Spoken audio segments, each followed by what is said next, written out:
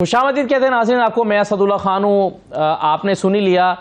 कोई कह रहा है कि ये पाकिस्तान की तारीख की बदतरीन असम्बली है, शायद खाकान अब्बासी साहब ने कहा, और कोई कह रहा है कि ये रोशन बाब है जो कुछ किया है हमने। ख्वाजा आसिफ साहब ने ये कहा, अभी आपने सुन लिया।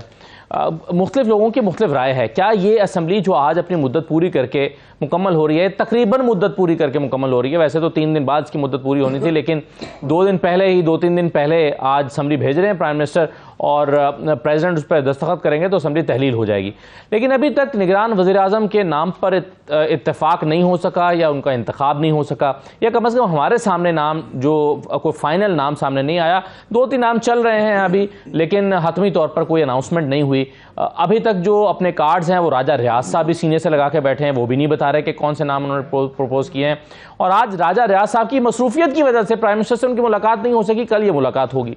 तो कल शायद निगरान वज़ीर आज़म का नाम हमारे सामने आए। दूसरा अहम सवाल यह है कि चलिए ये असम्बली तो जा रही है मुद्दत पूरी करके, लेकिन अगली असम्बली कब आएगी, इलेक्शन कब होगा, और क्या ये फरवरी मार्च में इलेक्शन हो जाएगा या नहीं होगा। और अगर फरवरी मार्च में इलेक्शन नहीं होता और आगे चले जाते हैं तो मार्च में तो आधी सेनेट भी चली जाएगी, आधी सेनेट भी खाली हो जाएगी, फिर उसकी जगह कौन पुर करेगा। तो ये निज़ाम किस तरह से आगे चलेगा। क्या यहाँ पर हमारे जो अरबाब इख्तियार हैं उनके जहन में क्या चल रहा है, और पाकिस्तान में जो इंतखाबात का मरला या ये जो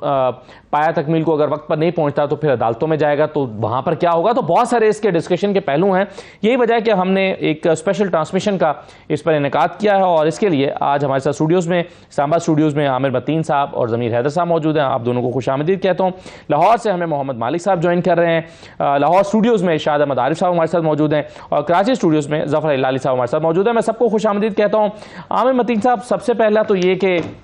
इससे पहले कि हम ज़रा 5 साल की कारकर्दगी का जायज़ा लें, लेकिन निगरान वज़ीर आज़म के नाम पर अभी तक इत्तफाक नहीं हो रहा, या बहुत इसको सीगा राज में रखा जा रहा है। इसकी क्या वजह आपके ख्याल में? इसकी जो ऑब्वियस वजह नज़र आती है वो ज़ाहिर है कि यहाँ पे पहले तो बड़ा क्लियर थे रूल्स ऑफ द गेम कि लीडर ऑफ द हाउस और लीडर ऑफ द अपोजिशन के दरमियान आपस में बहस होता था। अगर उनका नतीजा ना निकले, इत्तेफाक ना हो पाए, तो वो इलेक्शन कमीशन के पास चला जाता था और फिर वो फैसला करते थे।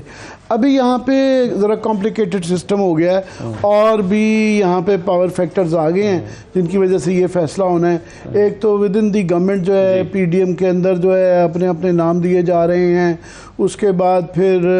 ये दिन भी देखना था, ये आपने हमने सब ने, कि राजा रियाज साहब जो हैं वो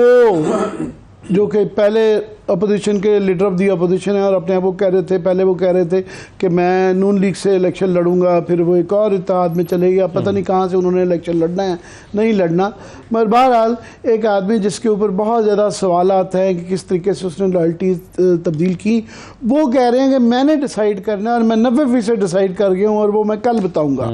फिर उसके अलावा जो है हम सबको पता है कि नाम कहाँ से आना है, और उसके लिए हमें नाम पे इसलिए हम बड़े इंटरेस्टेड हैं कि उससे ये पता चल जाएगा ऑफ थिंग्स टू कम, कि आइंदा आने वाले दिनों में वो कैसी हुकूमत होगी। आया वो पंजाब का मॉडल होगा नई तरीके से, या फिर उसका क्या कितने अरसे तक रहेगी, टेक्नोक्रेटिक गवर्नमेंट होगी, कोई टेक्नोक्रेट इकोनॉमिस्ट आ जाता है, या पॉलिटिकल गवर्नमेंट होगी। और साथ में जो एक लड़ाई इस वक्त जो मैं समझता हूँ डिले की वजह यह भी बन रही है कि सिर्फ निगरान वज़ीर आज़म का मामला नहीं है, मामला यहाँ पे जो है वो वज़रा कैबिनेट का भी है। और जो अभी तक खबरें आ रही हैं ज़राए के हवाले से अखबारों में छप रही हैं कि जिस तरह KP में तो उन्होंने कोई फिग लीफ नहीं रखा, छुपा के भी नहीं रखा, कोई पर्दा नहीं रखा, साफ ये TV के ऊपर लड़ाइयाँ होती रही हैं मुख्तलिफ पार्टियों के तर्जमानों की, कि 3 ANP के हैं, 3 JUI के हैं, 3 पीपल्स पार्टी के हैं। तो यहाँ भी ये सुनने में आ रहा है कि कैबिनेट के ऊपर भी जिस तरह पहले हुकूमत के अंदर जिसका जो था, जो वज़न था या नुमाइंदगी थी, उसी पैमाने के साथ उनको निगरान हुकूमत में भी बंदरबांट होगी। तो फिर ये केयर टेकर गवर्नमेंट तो एक मजाक ही रह जाएगा। निगरान वज़ीर आज़म भी जिस तरह के आपने ये सेंसस वाला इशू CCI की मीटिंग के बाद खड़ा कर दिया है, तो कोई कह रहा है 4 महीने में ये मुकम्मल होगा, कोई कह रहा है 6 महीने में मुकम्मल होगा। तो ये एक इस हवाले से इसकी नाम की अहमियत सिर्फ रह गई है कि कितना बुरा होगा। कोई इसके अंदर अच्छा शगुन नहीं है कि हम जो पहले एक तसलसल देख रहे थे कि जैसा कैसा भी था, असम्बलियाँ टाइम पूरा होती रही, ट्रांजिशन होती रही, एक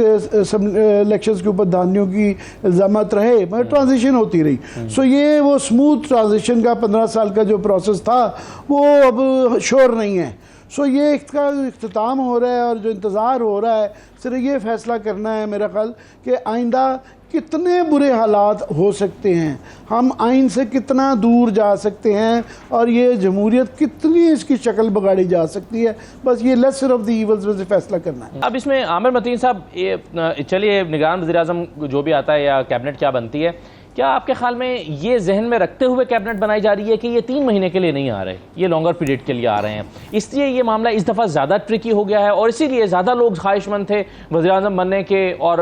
उम्मीदवार भी इस दफ़ा ज़्यादा थे कि भाई ये 3 महीने के लिए नहीं है, ज़्यादा टाइम के लिए आ रहा है? उम्मीदवार तो हमेशा बेतहाशा होते हैं वो, मगर ये 3 महीने की बात कोई आपका मेरा कोई स्पेकुलेशन नहीं है। ये गवर्नमेंट की तमाम जो कोलिशन पार्टनर्स हैं, जब वो खुद पार्लियामेंट के खड़े होके और बाहर जो है वो ये कह रहे हैं कि जनाब हमने जो नए हल्का बंदियाँ करनी है जिसको 4 माह लग जाएंगे और फिर वोटर लिस्टें बननी है 6 माह लग जाएंगे, तो वो जब खुद 4-6 महीने की बात कर रहे हैं तो उसके बाद फिर कोई पता नहीं 8 महीने 6 जो है 10 महीने साल कोई पता नहीं है। तो वो तो बिल्कुल क्लियरली नज़र है। मगर आगे मालिक साहब ने जो बात की हफीज़ शेख साहब की कि उनकी जो आने का मतलब जो क्या होगा, एक मालिक साहब ने खुद ही एक ट्वीट की थी कि उनके आने का एक मतलब तो ये भी होगा कि ये जो पिछली हुकूमतों की बुराइयां कर रहे हैं तो वो पीटीआई के भी जो क्योंकि वज़ीर रहे इकनॉमिक्स के फाइनेंस के, तो उससे पहले भी कईयों के रह चुके हुए हैं, तो काफ़ी सारे माजी के फेलियर्स उनके ही हुए। मगर एक सेकंड अहमियत और है इस बात की, वो ये कि आईएमएफ का एक इशू आगे आ रहा है कि आईएमएफ ने जो कंडीशनलिटीज़ रखी हुई हैं उसके अंदर पहली ट्रांस दे दी है, दूसरी ट्रांस जो उन्होंने किस्त देनी है वो निगरान हुकूमत को देनी है, मगर 3 महीने 90 दिन के बाद उन्होंने 3rd ट्रांस जो है वो इलेक्टेड गवर्नमेंट को देनी है। तो वो एक बहुत बड़ा एक तलवार लटक रही है कि जिसे ये बहुत बड़ा अपना इस बात पे ढोल पीट रहे हैं कि हमने क्राइसिस से डिफ़ॉल्ट होने से बचा लिया, तो वो ख़तरा सर पे मंडला रहा है कि अगर वो आईएमएफ एकदम बैकआउट कर जाता है कि आपका हमारा जो स्टैंड बाय एग्रीमेंट है वो ख़त्म, तो हम दोबारा उस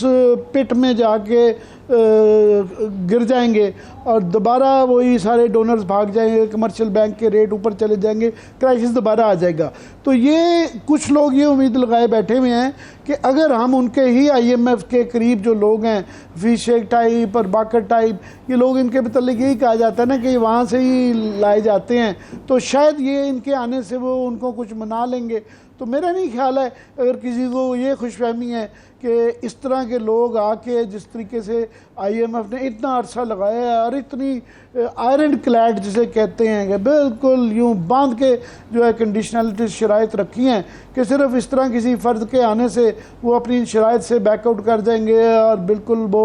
उसके बाद वो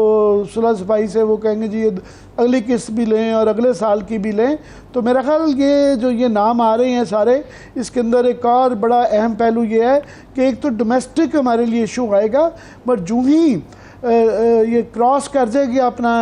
आइनी मुद्दत क्रॉस कर जाएगी तो उसको फिर इंटरनेशनली भी प्रॉब्लम होगा हमारे लिए कि हम सबको ये पता होगा कि एक वर्चुअल जिसे पार्शल लॉ आजकल कहा जा रहा है कि हम पार्शल लॉ आ चुका है और आइनी सिलसिला नहीं रहा और जमहूरियत नहीं रही, तो वो उसको भी डील करना है। मगर जो नाम गर्दिश कर रहे हैं, मैं जिलानी साहब को बहुत, मुझे भी आधे लोग यहाँ बैठे हुए जो हैं सभी को उनसे इत्तेफाक रहा है एज एन एम्बेसडर, जो अमेरिका के अंदर भी मुलाकात रही, यूएन में उनका करियर देखते रहे हैं, बड़ा अच्छा करियर रहा हुआ उनका। तो जो रिक्वायरमेंट है मुझे इसलिए थोड़ा सा शक पड़ता है कि शायद उनका इम्कान एज फॉरेन मिनिस्टर वगैरह तो हो सकता है। तो जलील अब्बास जिलानी साहब एक करियर डिप्लोमेट रहे हुए हैं, वो रूल्स रेगुलेशंस ये चीज़ें मेरा ख्याल है कि मैं जितना उनको ज़ाती जानता हूँ, लाली साहब बेहतर बता सकेंगे, तो वो एक हद से ज़्यादा वो जॉब डिलीवरी नहीं कर सकेंगे। तो हफीज़ शेख साहब भी हो सकता है एज फाइनेंस मिनिस्टर लाए जाएं, वो एज फॉरेन मिनिस्टर अगर लाए जाएं, तो मेरा नहीं ख्याल है कि वो जो जॉब रिक्वायरमेंट इस वक्त प्राइम मिनिस्टर की है